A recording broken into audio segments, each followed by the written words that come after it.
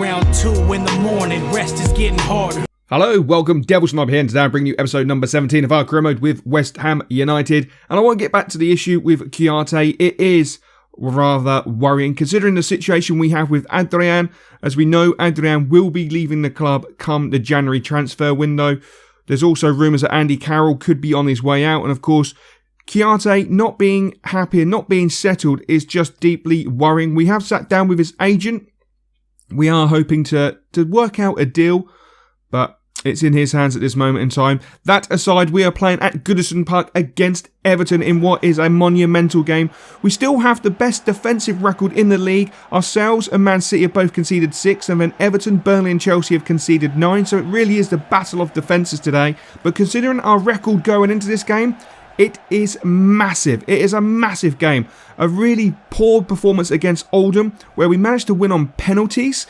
Penalties against Oldham is just not acceptable. We should be winning those games with ease. We should have those games wrapped up by half time, by the 60th, 70th minute, so we can take off our players, rest them for big games. But unfortunately, it hasn't gone that way, and we've had an absolutely awful month so far.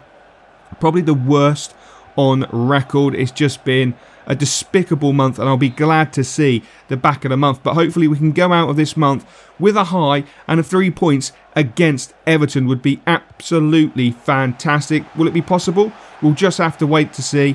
As Everton have the ball in the middle of the park with McCarthy, switches it to Barry. Barry straight away into Dahl. Dahl into Enna Valencia, who switches it out to Balassi. Balassi looking to cut inside. Nice little trickery. Cuts into the box. Ball comes to Dahl. Dahl spreads the play into Delafeu, and Delafeu has made it 1-0 for Everton in the 6 minutes. Things are going from bad to worse for West Ham. The under-fire boss, Filippo Bonaperti, must be absolutely outraged to see his team literally part like the Red Sea to allow Delafeu in just to score a simple tap-in so early in the game. It really is, it's just unbelievable. It's like a Jekyll and Hyde side. West Ham so dominant, so good in the first 2 months of the season, now looking really dismal and awful as they're entering the 3rd month of the season. It's been a disgraceful season by any standards of a club, and it could do some serious long-term damage. But it's Dimitri Payet, centre of the park, spreads the ball out to the right-hand side where we have Andre Ayew. Ayew looks to cut back inside. Nice trickery to get around Oviedo. Switches the ball in. Zaza with the header. It's 1-1, 12th minute. West Ham are back in this game, and Zaza looks absolutely ecstatic with his goal as he runs over to the away fans. He is loving it. The celebrations. It means a lot to Zaza. He hasn't been playing his best football for West Ham. We know that. He does sometimes drop too deep. We've seen that.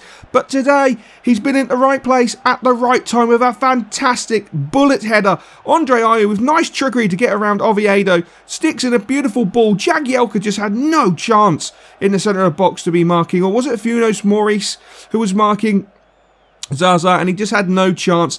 And that looks like a little bit of relief on the face of Bonaperti.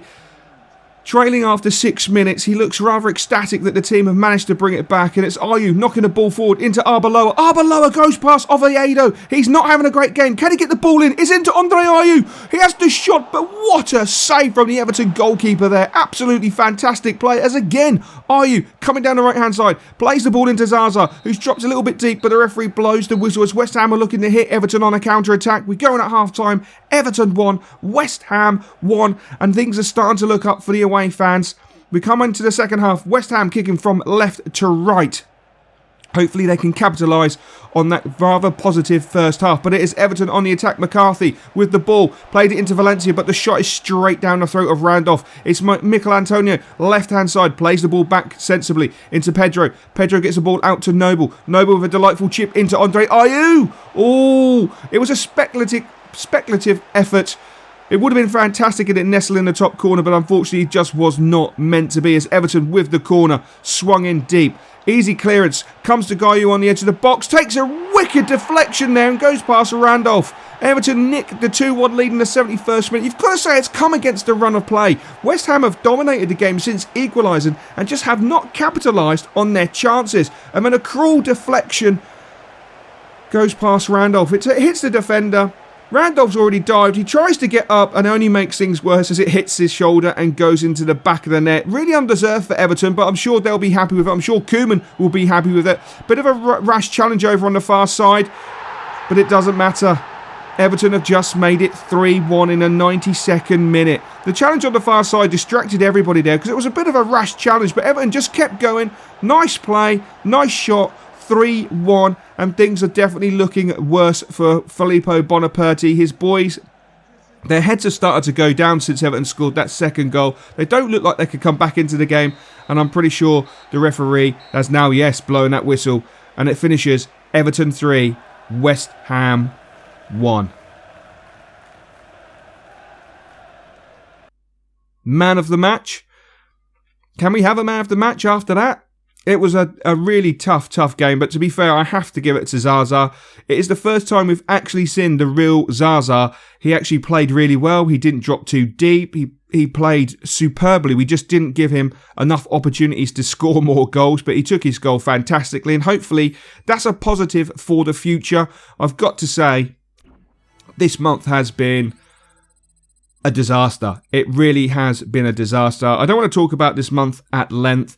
Obviously, we will have the West Ham TV bringing out the monthly review, as you know, and of course, I will be doing my Filippo time, so hopefully we will address the situation in Filippo time. But I want to take this opportunity to have a look what Eduardo's working with, have a look through some of the scout reports, see what sort of potential players we have coming into the club, if there's anything fantastic, if there's any hidden little gems that Eduardo has managed to find. So that'll be interesting as we start off with his French sector. To be honest, there's nothing really spectacular there. Nothing that really feels as full of joy, to be honest. A lot of rather average-looking players. I was hoping France might be a little area where we could find a blinding talent, just someone who would set the world alight, but it doesn't look that way. We've got two options, and I think Eduardo's just going to see how they develop over the next sort of 4 weeks. In England, do we have any sensational talent? We have a couple of players who potentially could be sensational, but there's Harrison Moore there with a nice potential, to be fair. There's a lot of players that are really, really quite not at the standards we require at this time. I mean, they'd probably do lower league sides the world of good, and fair game to them, but we come to expect a higher standard and a higher quality of youth player, and I want to bring through good quality players, which is fantastic because Eduardo understands that. Eduardo takes that on board, and that's why he's extremely picky with his players. If they're not up to what he expects, if they're not up to scratch, they're gone, unfortunately. But Alessandro Branco, with a potential of 82 to 94, is looking pretty good.